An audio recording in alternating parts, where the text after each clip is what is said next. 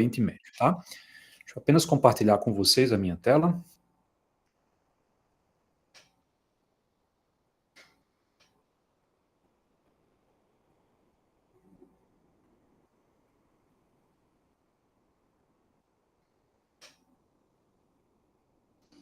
Agora foi, professor. Muito obrigado, Augusto. Então, o nosso tema, nós vamos tratar a relação entre os recursos naturais, né, e os efeitos dos recursos naturais, seja a produção, o comércio, o controle desses recursos e os efeitos de tudo isso na geopolítica do Oriente Médio.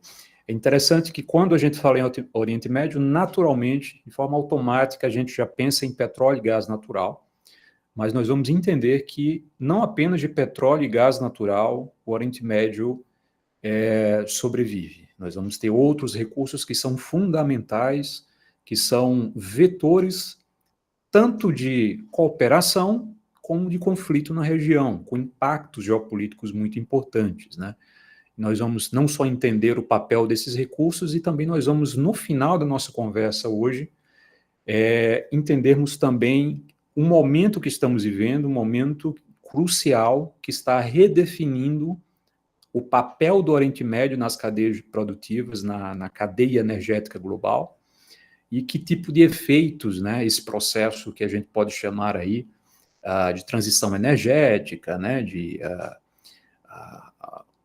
o início do fim da era dos hidrocarbonetos, né, como recursos majoritários, né, na matriz energética global, e que tipo de efeito isso pode trazer também para o Oriente Médio, no médio e no longo prazo, tá? Então,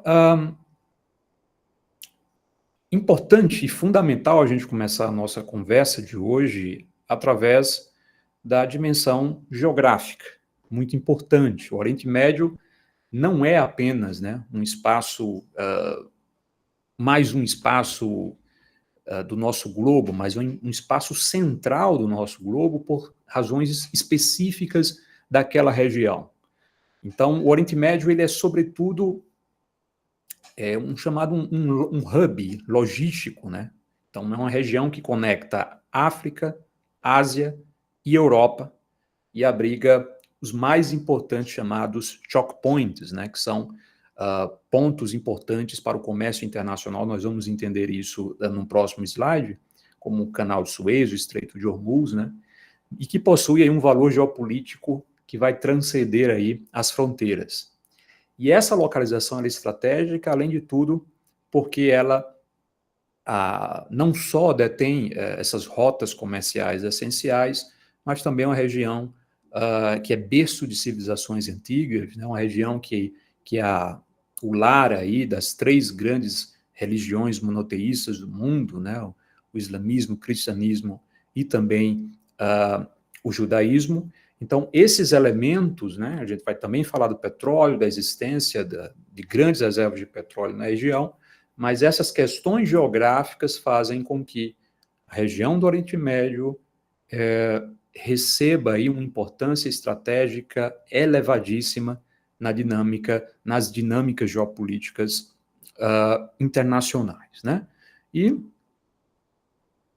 a geografia, por mais que seja relevante, ela vai ganhar uma outra dimensão quando combinada também com os recursos energéticos, né? Então, nós temos o Oriente Médio concentrando aí quase metade das reservas mundiais comprovadas de petróleo, né? Por exemplo, a Arábia Saudita, Irã, Iraque, eles vão formar o núcleo aí dessa riqueza. Nós temos também, em relação a gás natural, países como Catar, que são líderes exportadores aí no GNL, no gás natural liquefeito. O Irã também, que possui vastas reservas inexploradas desse recurso, e essa abundância de recurso, necessariamente, ela gera poder ou disputa por poder, né? Então, nós temos aí a existência de dependência, de intervenções externas e também de conflitos recorrentes por conta do petróleo. Basta a gente lembrar recentemente aí das guerras do Golfo, né? 90, 91, depois da invasão dos Estados Unidos ao Iraque em 2003, por mais que naquele momento o conflito teria como causa, né, a existência de armas de destruição em massa na região, logo depois ficou comprovado que um dos interesses por trás, na verdade, estaria o controle das reservas de petróleo da região do Iraque. Né? Então, nós temos aí vários elementos, vários conflitos que partem a partir dessa natureza, dessa riqueza de recursos energéticos da região. Nós temos também o surgimento de organizações reguladoras estratégicas, né, como os cartéis da OPEP, a OPEP+, que detém uma influência muito importante nos preços do petróleo, né, eles funcionam como cartéis, ou seja, quando esses países querem aumentar o preço do petróleo, eles diminuem a sua produção de petróleo, quando eles querem baixar, eles aumentam a sua produção de petróleo, de certa forma eles conseguem influenciar diretamente os preços de petróleo, e quando você influencia os preços de petróleo, você influencia também diretamente a economia internacional. Então, nós temos aqui elementos muito importantes a respeito de recursos naturais na região do Oriente Médio. Então, um vetor de poder econômico e também de poder político, né? Influência nas economias globais e também recurso de barganha internacional. Por vezes, isso já foi utilizado, a própria OPEP aí, em 1973, o choque de petróleo, depois o novo choque de petróleo de 79, os choques do petróleo foram efeitos aí dessa capacidade dos países da região de utilizar as suas reservas de petróleo como ferramentas políticas, né? Retomando agora um pouco essa questão energética, nós temos aqui os tipos de recurso e sua importância regional, né? E aqui eu já acrescento outros recursos que não são recursos propriamente energéticos, né? Só para vocês terem uma noção de quais recursos a gente vai, de certa forma, focar a nossa conversa de hoje e quais os países detêm aí as maiores reservas desses recursos, né? E também a relevância política de cada recurso. Temos o petróleo, uma relevância geopolítica altíssima, né? Nós temos a principal concentração na Península Arábica, Iraque e Irã, o gás natural, que tem ganhado aí uma importância crescente, né, geopolítica, uma vez que tem sido utilizado como combustível de transição. Ele não é nem tão sujo como o petróleo, ele também não é tão limpo como as energias renováveis, então eles são constantemente utilizados como esse combustível de transição, né? Os principais reservas estão no Catar, Irã, Arábia Saudita. Nós temos a água também, com uma relevância crítica. Tudo isso a gente vai entender ao longo da nossa conversa hoje. As terras agricultáveis, também os fosfatos, né, que são utilizados aí, principalmente para a produção aí da agricultura, né, que são os fertilizantes, né?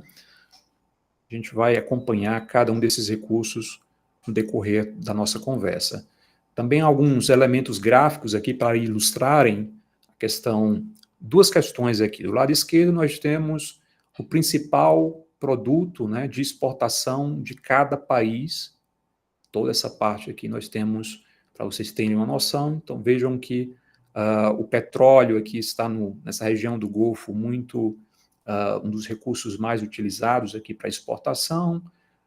Nós temos carros aqui na Turquia, né? Fertilizantes aqui na Jordânia, diamantes em Israel, pedras aqui na Palestina, ouro no Líbano, ouro no Afeganistão, e em termos de petróleo, esses são os maiores produtores.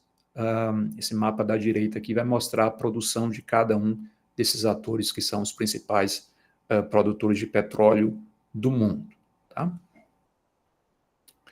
Então, retomando um pouco a questão logística, a gente precisa compreender como o transporte de recursos, ele também vai moldar o equilíbrio de poder. E aqui que a gente entra na discussão dos choke points, ou seja, são os gargalos de circulação marítima, eles vão concentrar muitos riscos e também oportunidades para os países da região.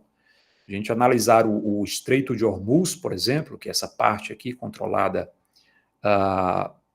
pelo Irã, nós temos o Estreito de Hormuz, ele vai canalizar aí cerca de 21 milhões de barris de petróleo, passam por essa região todos os dias. Estamos falando aí de 1/5 do consumo mundial de petróleo. Então, essa é uma região extremamente vulnerável a questões geopolíticas, né, a fenômenos geopolíticos, né? Por exemplo, no ato do crescimento da hostilidade entre Irã e Israel, né, quando o Irã atacou Israel, Israel depois revidou e houve aquele acirramento das tensões, nós tivemos uma grande ansiedade nos mercados de petróleo, porque se o Irã, em alguma medida, tentar fechar esse estreito aqui, utilizando isso como uma ferramenta geopolítica, isso poderia comprometer de forma importante o mercado de petróleo e assim elevar os preços de forma bastante importante, né, para a economia internacional. Outro ponto importante nós temos aqui é o canal de Suez, né? Essa parte aqui é por onde flui cerca de 20% do comércio internacional, principalmente produtos que vêm da Ásia para a Europa, né? Passam aqui pela região do Mar Vermelho e entram aqui pelo canal de Suez até o Mar Mediterrâneo e assim vai para a Europa e para outros mercados, né? E a gente vê a importância dessa região, principalmente depois do acirramento do conflito israelo-palestino, né, desde o 7 de outubro, quando o Iêmen, os Houthis, né, que é um grupo terrorista do Iêmen, começou a atacar todos os navios de bandeiras de países que são aliados de Israel em resposta ao conflito entre o Hamas e Israel. Então, os navios que passavam por aqui começaram a ser atacados, e isso provocou um aumento substancial no comércio, no frete internacional. Alguns países passaram a contornar essa região, vindo aqui por baixo da África e contornando, que, enfim, deixa muito caro o frete, aumenta em 10 dias a viagem de navio, e os Estados Unidos recentemente começaram uma forte operação militar para tentar desmantelar essa capacidade dos Houthis de continuar provocando esses abalos aí na região. Então vejam que é uma região também muito importante do comércio internacional, né? E se os choke points são os gargalos, né, nós temos aí os terminais de exportação, que vão ser as artérias aí que vão irrigar o sistema energético global, e entre eles nós temos aí o Ras Tanura, o Karg, o Island, o Basra. Esses nomes talvez não soem aí familiares para vocês, mas eles sustentam aí a segurança energética de dezenas de países. Então, qualquer interrupção nesses terminais, eles vão ter impactos aí diretos no preço do barril de petróleo. Então, essa interdependência da região com mercados energéticos, com os mercados de petróleo, faz com que fenômenos e eventos geopolíticos na região tenham impactos diretos em todas as partes do mundo aí, a respeito, especialmente nesse caso, nos preços de petróleo. Mas aqui nós temos um paradoxo, né? Tanta riqueza provinda dos recursos energéticos na região gera um paradoxo, né? Então, o paradoxo é o seguinte: por que tantos países ricos em recursos são frágeis institucionalmente, né? Então, isso daí vai ser explicado através do conceito de maldição de recursos, né? Vai nos ajudar a entender um pouco essa questão, né? Então, os autores que vão publicar lá em 1993 e 95 vão propor que os países ricos em recursos naturais tendem, paradoxalmente, a apresentar crescimento econômico mais lento, instituições mais frágeis e maior propensão a conflitos, porque esse paradoxo vai se assentar sobre esses três eixos, né? A desindustrialização, e dependência externa, a captura do Estado e corrupção sistêmica, e conflitos internos e instabilidade política. De forma resumida, os países são tão ricos de exportação de petróleo que a única indústria que se desenvolve é aquela indústria que está totalmente ligada com o setor petrolífero. Então, os outros setores da economia são largados a segundo plano e todo o Estado vai se desenvolver apenas através do rentismo. Os países vão cobrar menos, vão taxar menos, né, a população dos seus países, e os países vão ser totalmente dependentes apenas dos recursos provindos do setor petrolífero, atrofiando os demais setores da sociedade, e por ser por gerar tanto lucro, né, esse setor acaba também sendo alvo aí de corrupção, evidentemente, e isso vai gerar conflitos internos e, por vezes, também instabilidade política, né? E é interessante a gente entender esse paradoxo, né, também contrastando aí com a metáfora da mitologia grega, que é a metáfora do rei Midas, né? Na mitologia, Midas ele recebe o dom de transformar em ouro tudo aquilo que ele toca, né? E inicialmente isso é visto como um privilégio supremo, né? Tudo que ele toca se converte em ouro. No entanto, esse poder logo vai se converter numa espécie de condenação, porque ao tentar se alimentar ou abraçar os seus entes queridos, tudo que ele vai tocar vai se converter em um metal inerte, sem vida, né? Então, a sua riqueza absoluta e imediata vai se transformar aí numa fonte de isolamento, fome e sofrimento. Então, por vezes, esse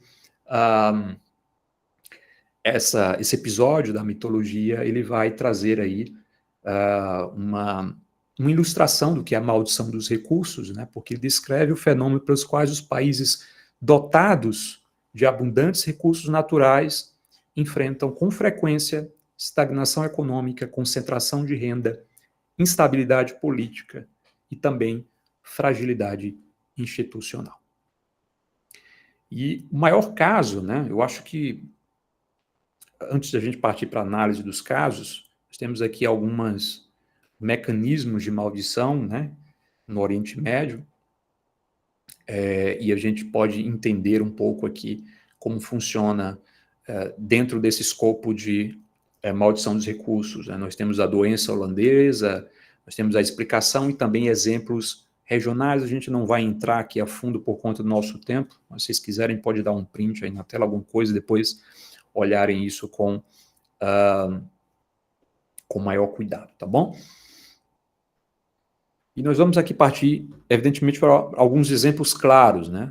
Sobre um exemplo que, de certa forma, exemplifica, sem querer ser redundante, mas essa maldição em pleno efeito, e também um exemplo de um Estado que busca contornar, ou, de certa forma, criar alternativas ao rentismo proveniente da energia e também diversificar a sua economia, né?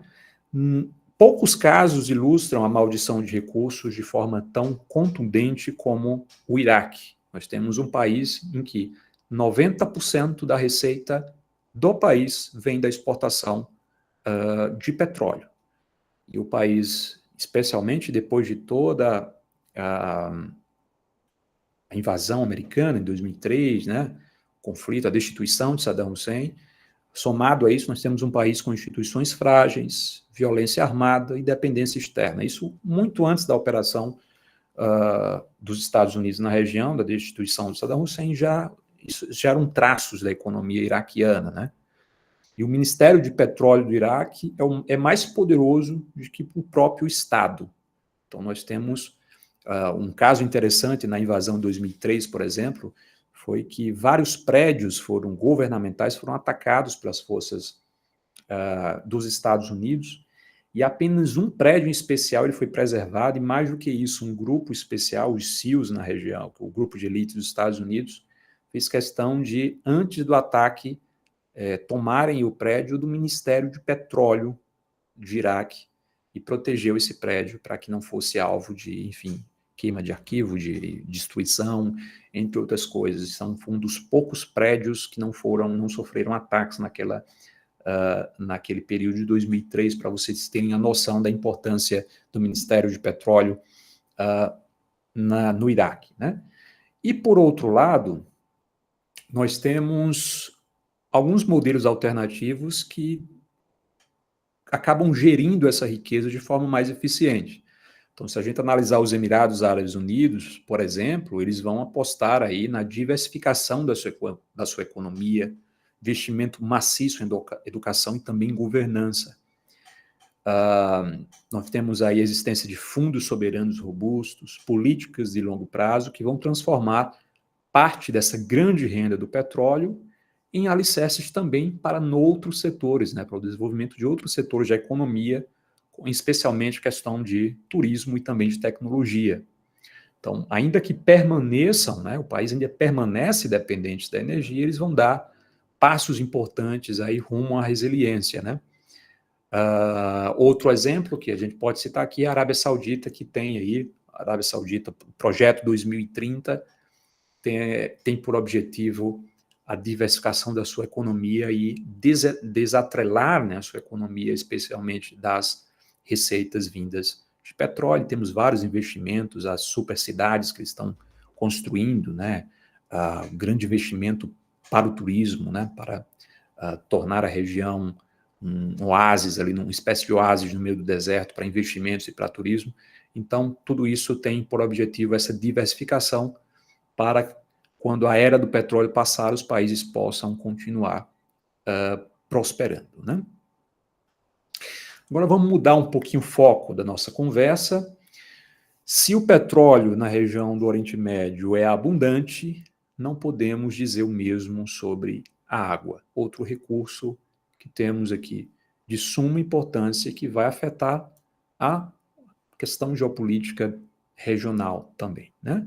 No Oriente Médio, a escassez hídrica da região não vai ser apenas um desafio ambiental, digamos assim, mas vai ser um fator também de insegurança regional. Então, nós temos, como vocês podem ver aí na tabela, a disponibilidade de água per capita está abaixo aí de 1.000 metros cúbicos por ano, algo que é considerado crítico pelas Nações Unidas, e essa realidade ela vai ser agravada por uma forte dependência de fontes externas, ou seja, muitas das águas que são consumidas em alguns países vêm de fora, né?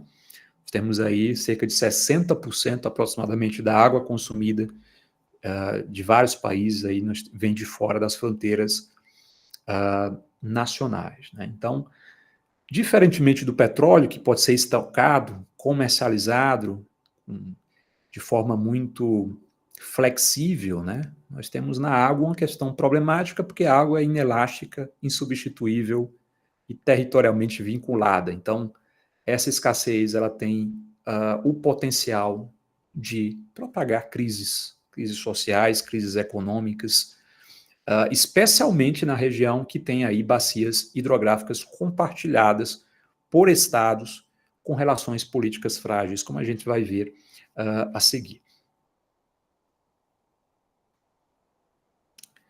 Então, essa tensão vai se materializar nessas bacias compartilhadas, né? Então, essas bacias compartilhadas acabam gerando aí tanto arenas para cooperação, oportunidades para os países cooperarem, mas também de conflito. Se a gente analisar essa tabela, nós temos o sistema aí Tigres-Eufrates, né, que vai ser dominado pela Turquia, por exemplo. Nós temos essa parte aí, 90% das águas originam-se, né, na Turquia, nessa bacia, né?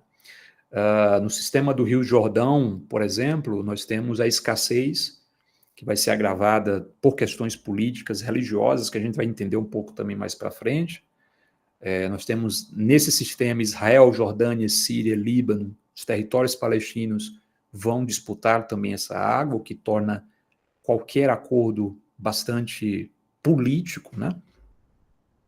E no caso do Nilo, o Egito vai depender de forma quase total da água que vai nascer, né, em países, especialmente como a Etiópia, por exemplo, e até uma questão muito problemática ultimamente, que é a construção de uma barragem pela Etiópia, né? A barragem em Gerd, né? Que é GERD, que é vista pelo Egito como uma ameaça existencial ao país, a construção dessa barragem por parte da Etiópia.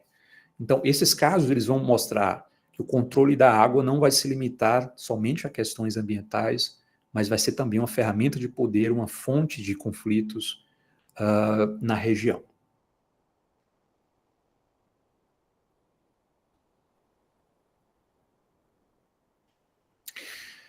Então, diante disso, a tecnologia vai servir aí como uma alternativa, embora essa tecnologia tenha também limites claros, né? Então, nós vamos ter, por exemplo, um dos recursos utilizados diante dessa escassez da água é a dessalinização, que vai ser amplamente empregada em países do Golfo e também por Israel, que vai converter a água do mar em água potável, né?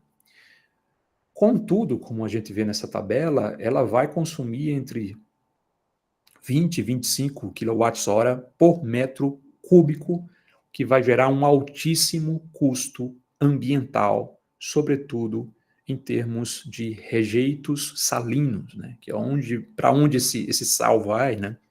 Então, além desse consumo energético gigante, né? Então vai ser problemática. Nós temos também por exemplo, Israel vai liderar, né, o mundo em reuso de águas residuais, cerca de 90% da água é utilizada e reciclada para fins agrícolas, né? Algumas culturas, esse tipo de estratégia, alguns países não adotam por questões culturais e religiosas, né? Nós temos a agricultura de precisão também como outra alternativa, recarga artificial de aquíferos, com limitações de áreas geologicamente adequadas para tanto. Então, esses são alguns dos recursos, das estratégias utilizadas para tentar aí mitigar esse problema de escassez da água, né? Além da tecnologia também, nós temos soluções que são consideradas aí geoeconômicas, que vão mitigar um pouco essa problemática da escassez de água, né? Que é a chamada teoria da água virtual, que vai ser proposta aí pelo John Mallan, que vai mostrar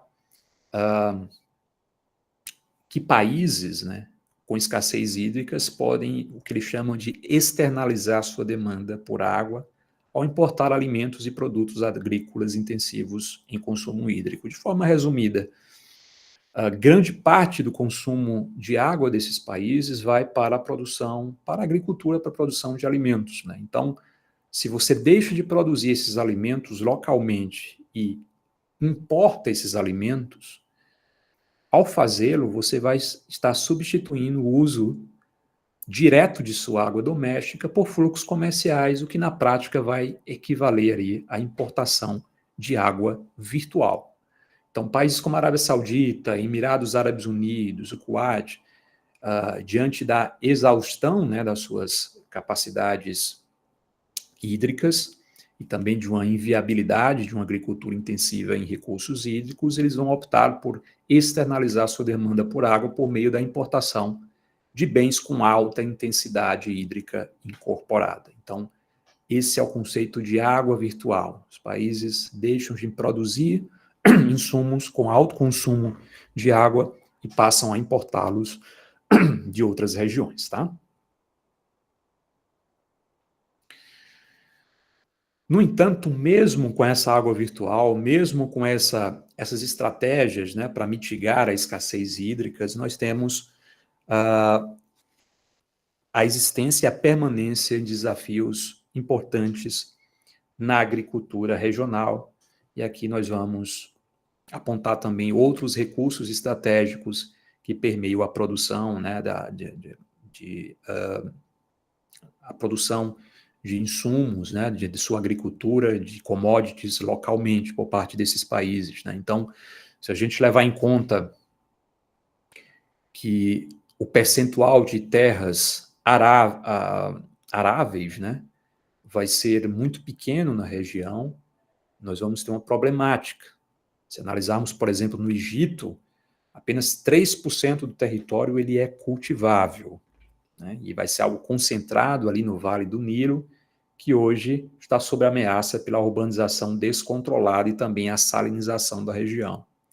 Na Síria, 25% dos territórios aráveis, eles foram devastados durante o conflito da Guerra Civil, né? Então percebam que o impacto que isso vai ter também na segurança alimentar desses países.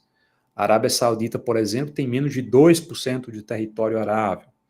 Então ele vai optar aí por estufas com vegetais de ciclo curto, uso controlado de água.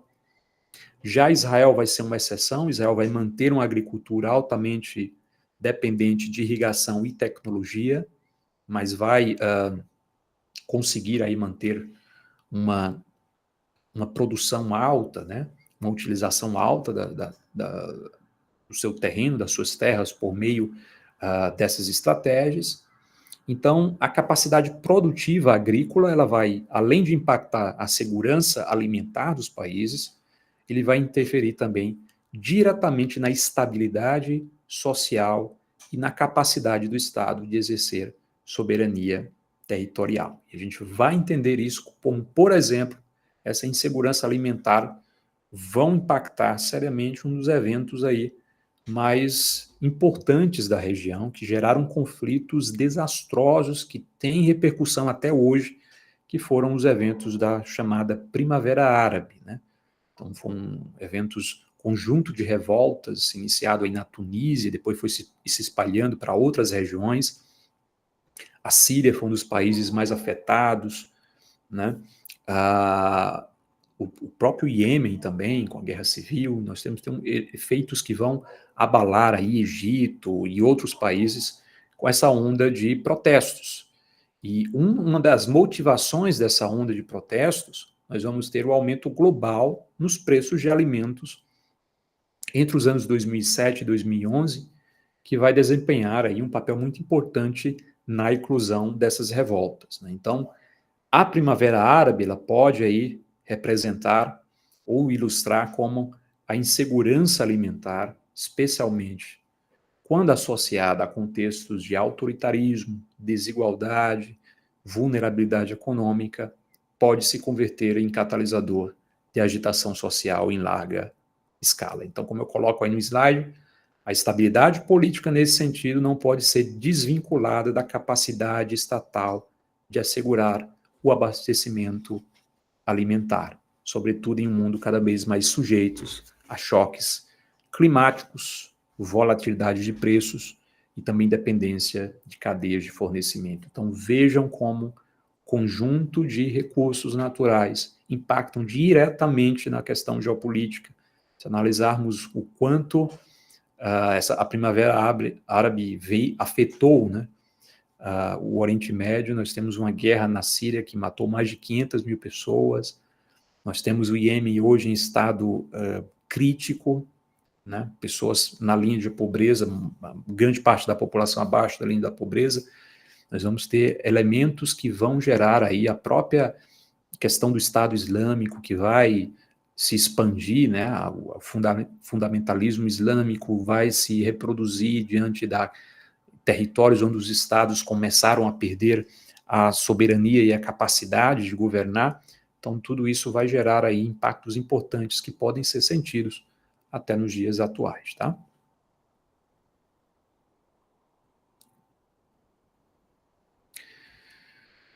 Então, outro recurso que é muito importante, né, são os recursos aqui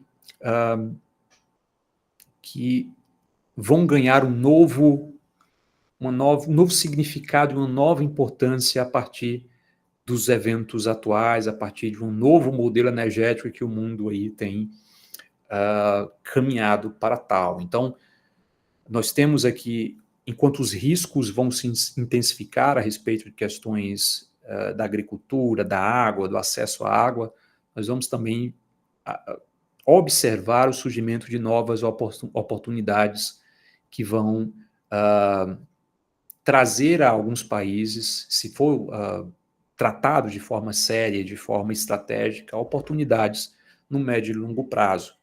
Nós temos aqui alguns recursos que vão ser muito importantes e a gente vai explicar por que esses recursos vão ser importantes, mas alguns países que são ricos nesses recursos e como esses países podem, de certa forma, colher os frutos dessa riqueza se for tratado de forma estratégica. Né? Então, nós temos aí os fosfatos, né? Marrocos e Jordânia, o potássio, Israel, Jordânia, o urânio, Jordânia e Egito. Esses recursos vão ser centrais tanto para a agricultura quanto também para a energia nuclear.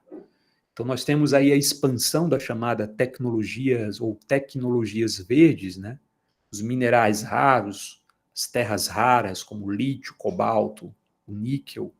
Então, tudo isso vai ser crucial aí para a fabricação de baterias, turbinas, veículos elétricos, né? Então, esses minerais vão acabar aí, ao mesmo tempo, gerando desafios, oportunidades e também riscos para os países que detêm esses recursos, né? Então, só para termos aqui uma noção dos países que detêm essas reservas, a significância, a importância desses recursos e as tendências, né? O fosfato são fertilizantes, então é essencial para os fertilizantes. E os fertilizantes são essenciais para a agricultura, então se nós temos uma demanda crescente, população mundial crescendo, o consumo de alimentos crescendo, esse recurso vai se tornando cada vez mais importante. O potássio também, fertilizante, tem aplicações industriais. O urânio, a partir da energia, das energias renováveis, a energia nuclear, é uma alternativa também aos hidrocarbonetos, né? Por ser uma energia mais limpa, com riscos, evidentemente, mas considerada mais limpa. E os minerais raros que a gente vai tratar especificamente a partir dos próximos slides, tá? Que a gente já vai caminhando aqui para a nossa aterrissagem, né? Então, uma pergunta que eu acho que é bastante interessante para a gente compreender toda essa dinâmica regional é a seguinte pergunta: como a transição energética global pode alterar a hierarquia de recursos na região? Então, nós temos aqui, no contexto do Oriente Médio e do Norte da África, uma região que, como a gente viu, vai ser historicamente central na geopolítica internacional, especialmente pelo petróleo e gás que estão presentes nas suas fronteiras. Esse processo ele pode provocar aí um duplo movimento, né? Então, um primeiro movimento seria uma relativização da centralidade dos hidrocarbonetos, ou seja, a centralidade dos hidrocarbonetos vão diminuir, então esse recurso estratégico que esses países têm em abundância vão perdendo aos poucos o seu valor econômico e os seus valores estratégicos também. E também a oportunidade que é a emergência de novos recursos estratégicos que vão ser importantes agora, como a gente falou, fabricação de baterias, fabricação de carros elétricos, fabricação de painéis solares, e para a fabricação desses produtos são necessários minerais, e esses minerais, até pouco tempo, eram minerais subvalorizados ou sobreexplorados. Então, nós temos aqui uma oportunidade de mão dupla, apresenta riscos e também oportunidades, não só para a região do Oriente Médio, né, mas de uma maneira mais ampla. Então, nós vamos ter a economia verde, vai demandar esse conjunto específico desses minerais, que são essenciais para a fabricação desses elementos, né, desses novos elementos. Então, nós temos aqui como os mais importantes, né, o cobalto, o lítio, o níquel, grafite, o manganês, que vão ser críticos aí para baterias de longa duração, o cobre, que vai ser fundamental para a condução elétrica em larga escala, e as terras raras, que vão ser indispensáveis à produção de ímãs permanentes, usados aí em turbinas eólicas, né, em motores elétricos. Então, um ponto central na geopolítica energética é que, outro ponto muito importante, por exemplo, países que hoje fazem parte da OPEP, né, que tem aí uma capacidade de influenciar diretamente os preços de petróleo, né? Então, esses países eles vão perder um trunfo em uma posição importante no mercado internacional com o passar do tempo, né? Na economia internacional, a partir do momento em que os países forem desenvolvendo capacidades, né, de serem autossuficientes através de recursos de energia renovável, por exemplo, esses países vão se tornar menos vulneráveis a qualquer tipo de ação por parte dos países produtores de petróleo. A gente vê recentemente a questão da Ucrânia, da guerra da Ucrânia, né? A Rússia, como utilizou os seus recursos, o fornecimento de gás, para tentar gerar aí um impacto econômico que fizesse com que os países da Europa não se envolvessem num conflito, né? Então, o poder de instrumentalização dos recursos energéticos para fins geopolíticos e geoeconômicos, ela vai diminuir com o passar do tempo. Então, esse poder estratégico, esses países vão perdendo a partir da transição energética e a partir da diminuição da parcela dos hidrocarbonetos na matriz energética global. Tá? Em contrapartida, nós vamos ter aí países que detêm esses recursos minerais estratégicos. Esses países vão ascender, né, a uma posição de maior prestígio internacional. Então, esses países podem utilizar esses recursos para o desenvolvimento da sua economia, né, para, enfim, como uma elevadora aí que possa elevar a importância desses países no cenário internacional. E outro ponto importante é que os países que foram fracos institucionalmente podem sofrer com a interferência externa de grandes potências que podem utilizar aí, através de estratégias de operações militares, golpes de Estado, tentar derrubar governos e colocar ali fantoches políticos que possam garantir que esses estados possam ser a fazendinha desses países e possam fornecer os recursos que eles precisam para a produção desses recursos críticos. Então vejam que é um cenário que vai provocar, né, um cenário de vencedores e de perdedores, e tudo vai depender de como cada país vai poder reagir a essa transformação que estamos observando no momento, né? Então, a mudança na geopolítica regional e as oportunidades de diversificação, que é isso que a gente comentou agora. A valorização desses minerais pode conferir nova centralidade estratégica a países tradicionalmente periféricos na geopolítica dos hidrocarbonetos, né?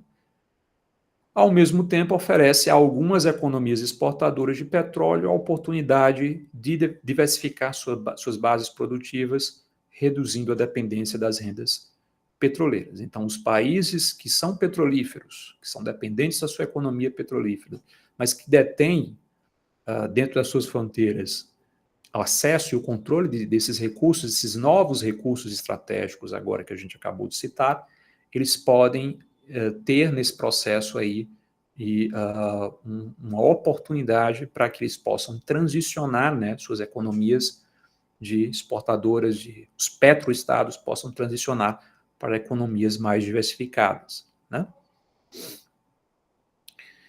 E a competição por controle pode desencadear novas dinâmicas de dependência e rivalidade, e que pode replicar os velhos dilemas históricos da geopolítica do petróleo. Então, por mais que haja uma oportunidade dos países, no cenário perfeito, desenvolverem suas matrizes limpas e possam ficar independentes do ponto de vista energético, essa questão dos recursos para a produção de baterias, enfim, de tudo isso que permeia essa nova energia verde, pode gerar novas dependências e pode replicar o próprio dilema do petróleo, ao exigir de alguns países que sejam totalmente dependentes de recursos provenientes de outros estados. Isso também pode gerar crises, conflitos e guerras na região. Então, por mais que a transição energética possa ser uma esperança, né, do ponto de vista geopolítico, ela também pode trazer riscos importantes e perpetuar aí cenários de crises na região. Tá? E vou encerrando agora. Vocês que, enfim, estejam aí pensando em perguntas de pesquisa, que querem trabalhar com a temática da questão energética no cenário internacional, né, especialmente no Oriente Médio, eu trouxe algumas questões para reflexão que talvez possam gerar aí insights ou estimular vocês a desenvolverem perguntas de pesquisa para o TCC ou para aqueles que querem evoluir a nível de mestrado. Então, são questões que certamente vão ser bastante importantes para a gente acompanhar, né, a geopolítica do Oriente Médio. Primeira questão, como a transição energética global afetará o equilíbrio geopolítico do Oriente Médio nas próximas décadas? É algo que você pode extrair daí uma pergunta de pesquisa e acompanhar esse processo aí. A escassez hídrica representa um vetor mais provável de conflitos futuros do que disputas por petróleo e gás? Outra pergunta-chave aqui. As tecnologias de dessalinização e energia renovável podem transformar fundamentalmente o panorama de recursos da região? Até que ponto os países do Oriente Médio conseguirão diversificar suas economias para além da dependência de recursos naturais?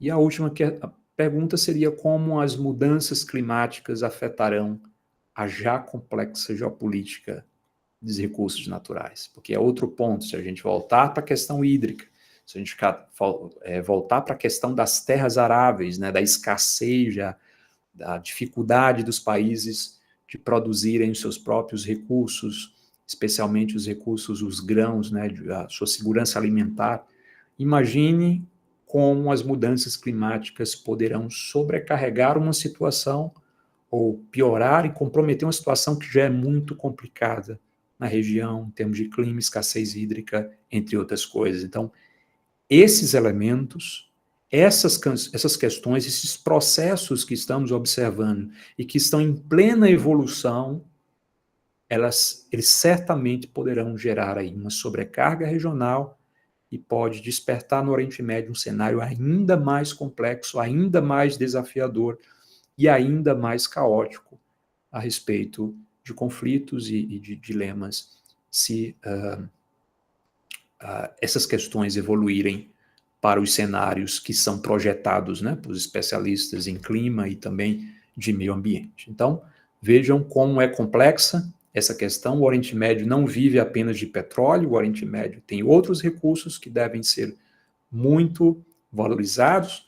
A gente analisar, por exemplo, o Catar, né, voltando um pouquinho na guerra da Ucrânia, da Rússia contra a Ucrânia, o Catar é um dos países que mais tem ganhado relevância para a Europa. A Europa importava cerca de 40% do gás vindo da Rússia, e das alternativas foi a importação de GNL, do gás natural liquefeito do Catar. O Catar aumentou substancialmente a sua exportação de GNL para a Europa, é um dos países da região que tem, de certa forma, lucrado aí com o conflito e com essa nova diversificação da matriz energética europeia. Então, qualquer mudança pode afetar diretamente os atores e podem gerar riscos e oportunidades para todos eles. Tá bom, pessoal? Então, agradeço de coração a atenção de vocês e fico à disposição agora para comentários, perguntas, que vocês podem aí contribuir para a gente fazer os próximos minutos aí, a gente possa ter um debate legal aqui e a gente possa sanar qualquer tipo de dúvida que permaneceu a partir da minha explanação, tá bom? Muito obrigado, agradeço novamente ao Leon pela oportunidade e fico à disposição. Muito obrigada, professor Cássio. Excelente aula, como sempre. A todos que estão aqui nessa aula, eu gostaria de abrir agora o tempo para vocês fazerem as suas perguntas e o professor está aqui à disposição para esclarecer todas as dúvidas. Vocês podem escrever as suas perguntas aqui no chat da chamada mesmo, e eu vou ler essas perguntas para o professor poder responder. Queria lembrar também a todos vocês de, por favor, preencherem o formulário, o link que está ali no chat na conversa da aula, porque esse link é o formulário para você registrar a sua presença. E para você conseguir o certificado de horas complementares desse curso, você precisa de registro em pelo menos 2 das 3 aulas. Então, aperta lá o link e preenche para você não esquecer. Obrigada. Tem um comentário aqui da Isadora, professor. Uhum. Boa noite, exposição muito boa. Essas questões para reflexão geram todas as minhas dúvidas. Haha. Eu ia perguntar até que ponto essas possibilidades alternativas para esses países são realmente críveis, tendo em vista a pressão de países desenvolvidos pela dependência econômica e as próprias elites do petróleo do Oriente Médio. Aqui é a chave, né? Aqui é uma questão, por isso que a gente citou. A sua pergunta é chave, né? Isadora, não é isso? Isadora é o nome dela, não é Mariana? Tá, obrigado.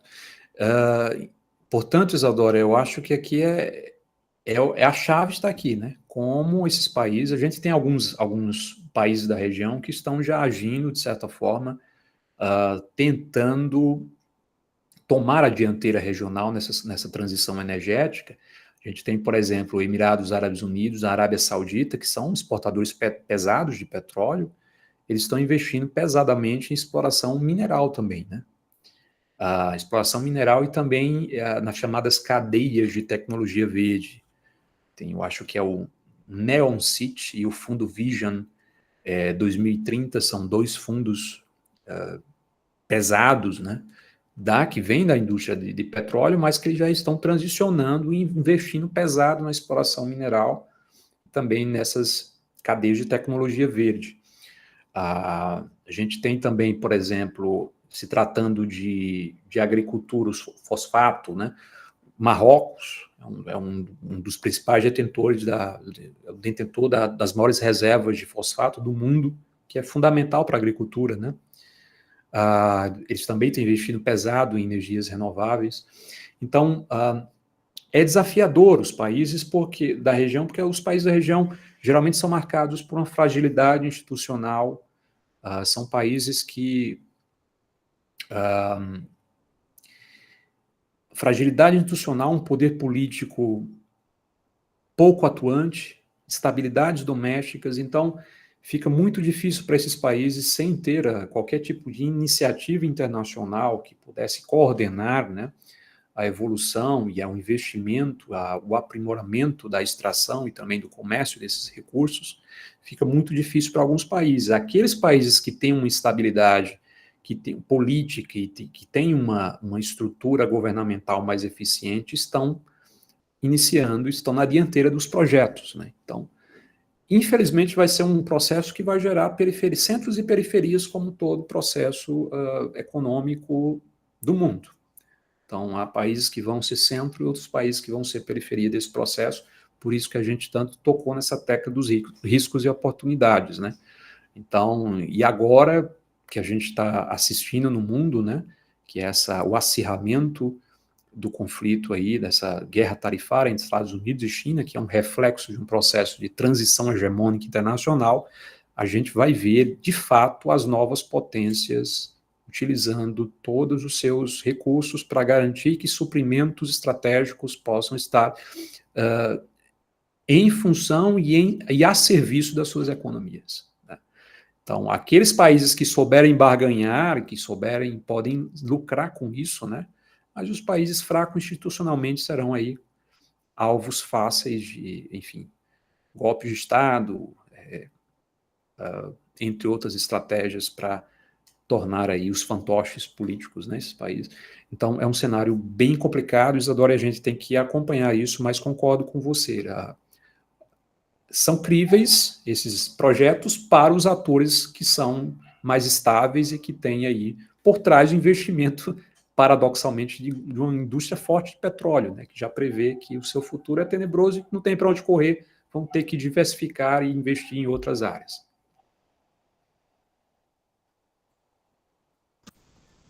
Obrigada, professor. Bom, seguimos com uma pergunta do Charlie. Em plena transição energética, como o petróleo ainda sustenta ou desequilibra a balança de poder global? O petróleo ainda tem um papel fundamental, né, no sistema internacional hoje. Eu acho que está diminuindo, mas alguns projetam que o peak oil, né, que vai ser o pico da produção de petróleo no mundo, ela vai chegar ao pico e depois vai começar a descer, as reservas vão começar a se exaurir. Os analistas apontam aí para 2030, 2035 no máximo, se a gente chegar nesse peak oil, né? Então, depois disso, nós vamos ter aí o declínio das reservas e, fora isso, a necessidade de um mundo, o aquecimento global que tem forçado os países a acelerarem o processo. A guerra da Ucrânia agora tem acelerado também a Europa, que é um grande ator internacional em termos de consumo de energia, acelerando o seu processo.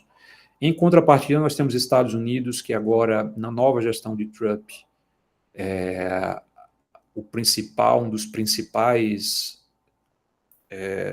das principais iniciativas do Trump foi perfurar, né? Perfurar mais poços de petróleo e extrair todo o petróleo que o país tem disponível dentro das suas fronteiras.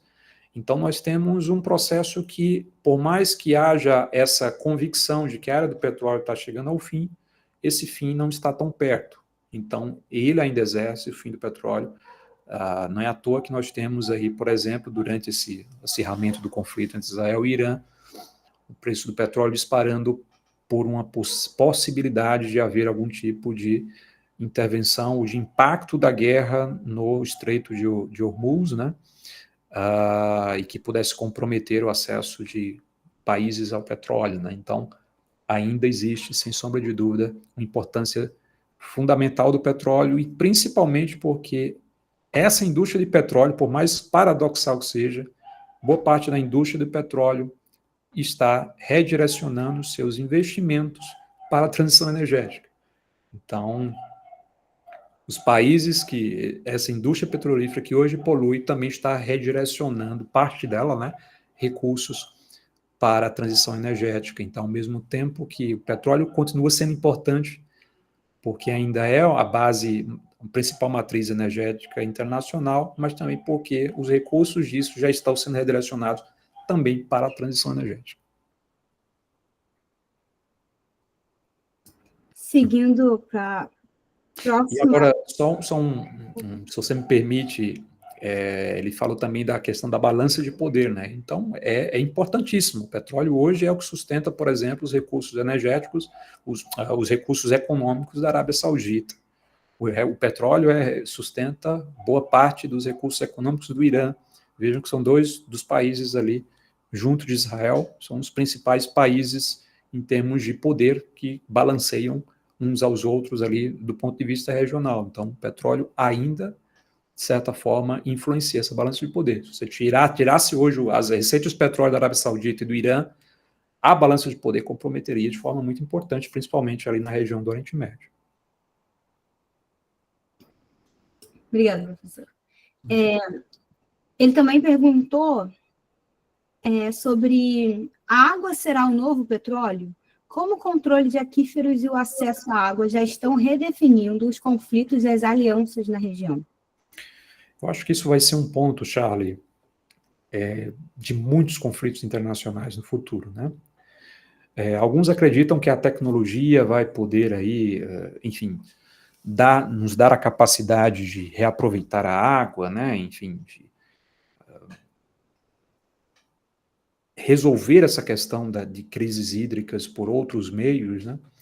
Mas, enquanto essa tecnologia, essa solução mágica não vem, a questão da água vai se tornar, sim, uma questão muito problemática, principalmente em regiões delicadas como é o Oriente Médio, né? De poucas bacias hidrográficas e de bacias hidrográficas que são compartilhadas entre diversos atores. Então, Então, volto a trazer o ponto aqui da questão do Egito com a questão do Egito, que parte do rio Tigres, né, e Eufrates ali, boa parte do Egito vem de outros territórios. Então, qualquer tipo de manipulação, né, desses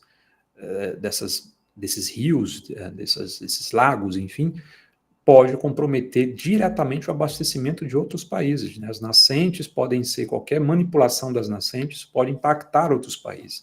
E aí que vai entrar conflitos. Se isso acontecer, se, por exemplo, se um país achar que a sua água está sendo consumida por outro, está indo direto aí para outro país, e aquela água não vai ser suficiente para a sua subsistência, e se ele criar ali uma barragem, qualquer tipo de controle da sua água, o país que recebe aquela também água vai entrar em conflito. Então, nós temos questões já, tensões envolvendo o Egito, por exemplo, questões envolvendo também o próprio conflito israelo-palestino, Israel, Jordânia, os territórios palestinos, que compartilham, de certa forma, também dessa questão hídrica.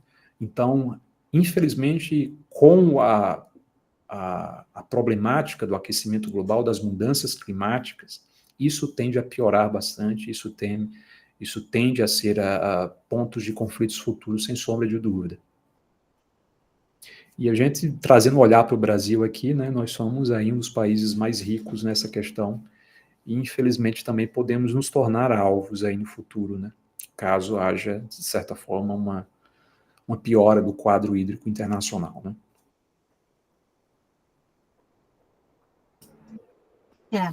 Temos uma outra pergunta também do Charlie aqui, e é a nossa última pergunta. Caso alguém mais tenha dúvidas, por favor, fique à vontade para escrever aqui a sua dúvida. Por enquanto, temos essa aqui do Charlie. Se o Oriente Médio controla o potássio e o fosfato, quem realmente alimenta o mundo?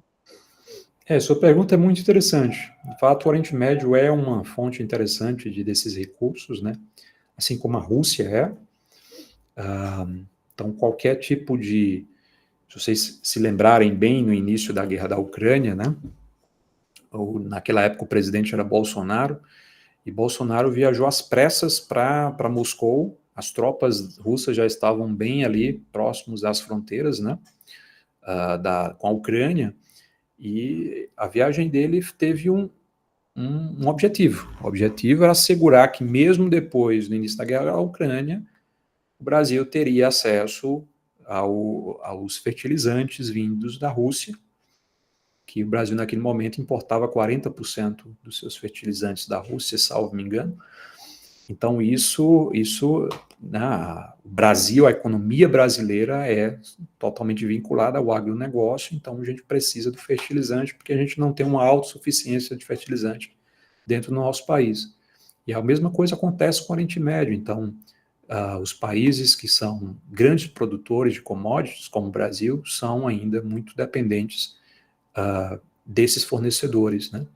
E é aquele tipo de coisa, né? O Oriente Médio fornece fosfato, fornece fertilizantes, mas eles também importam muitos alimentos, né, de outros lugares. Então, é um princípio de complementariedade, entende? Então, o Brasil precisa dos fertilizantes, importa fertilizantes, o Oriente Médio precisa de grãos, precisa de trigo, o Brasil fornece esses recursos. Então, é a complementariedade que rege a economia internacional, que está agora em uma transição importante, né, a partir dessa guerra tarifária. Todos esses fluxos comerciais eles passam a ser redefinidos, podem ser potencialmente redefinidos.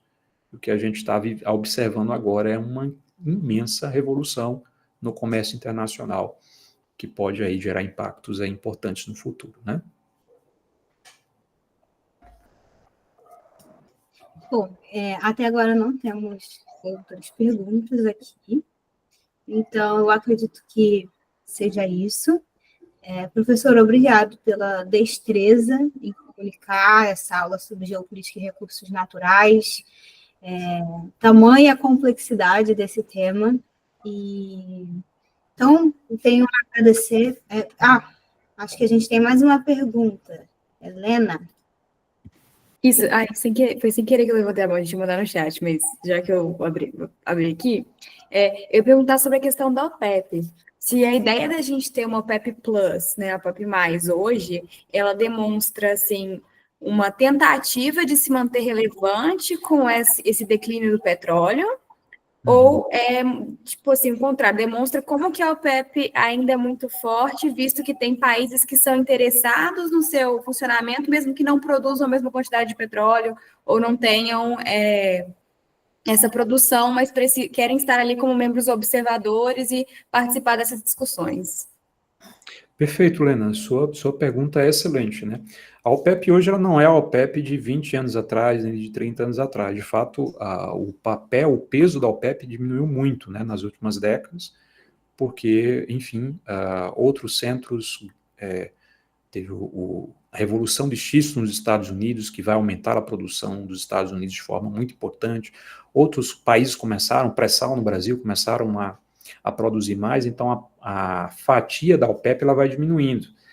E a partir dessa diminuição também vai havendo esse interesse de outros atores se juntarem à OPEP, porque de forma institucional eles poderiam, principalmente os países que são petroestados, né, que parte da sua economia vem da extração de petróleo, eles poderiam controlar ou ter uma influência sobre o preço do petróleo maior se, caso estivessem só. Então, por isso que depois a Rússia entra, o Brasil foi convidado a ser um dos membros da OPEP+, né?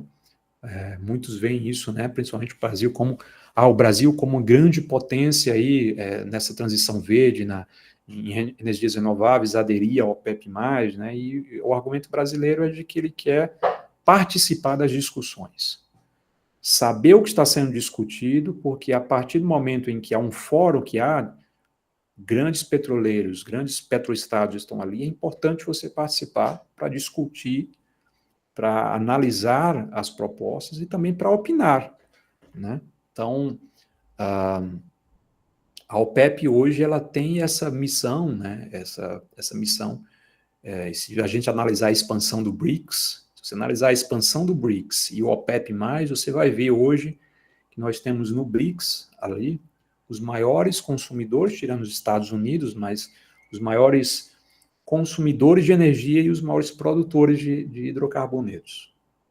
Então, talvez seja aí uma estratégia de tentar aí criar um grupo de países que possam construir os laços geopolíticos e geoeconômicos que levará esses países durante esse processo de transição energética, né? Então, é uma questão mais ampla. É interessante se você analisar mesmo essa questão da OPEP+, e da última expansão do BRICS, por exemplo, para você entender essa movimentação. Mas em termos disso, é um fórum onde os países conseguem discutir essas questões e também definir estratégias que podem ser importantes até para a transição energética, né? As decisões que são tomadas ali podem ter impactos também para a transição energética, por mais paradoxal que isso possa parecer.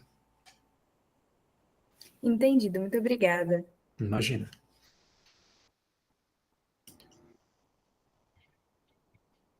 Eu acho que não temos mais mãos levantadas. Eu estou dando uma olhada aqui.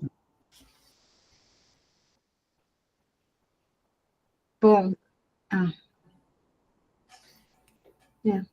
acho que assim já finalizamos a nossa aula. Queria agradecer em nome do Leon, professor, muito obrigado por sempre.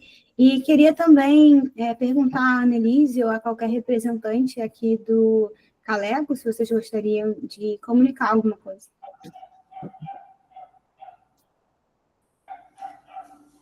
Não, eu achei. Você quer, Isadora? Não, é que eu achei que você não estava aqui.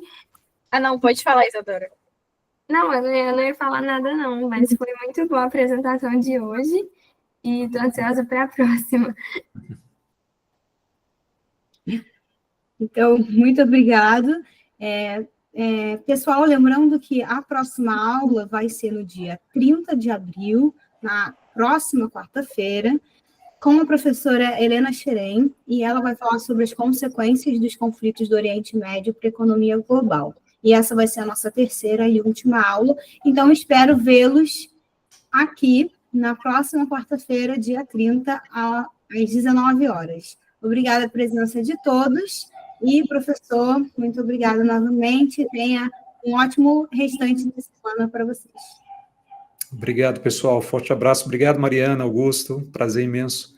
E qualquer coisa, deixam aqui no meu contato ali. E